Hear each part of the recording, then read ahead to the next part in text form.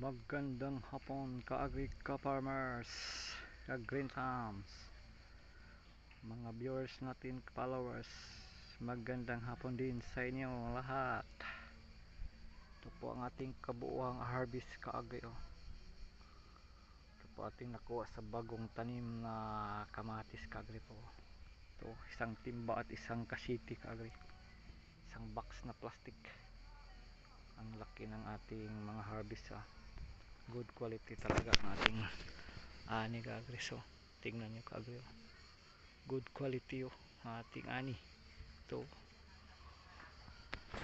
wala itong chemicals, spray chemicals ito ka-agri.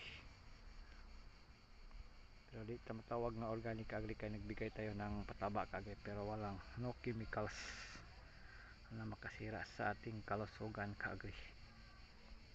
Ito po ka-agri, ito po ating ani.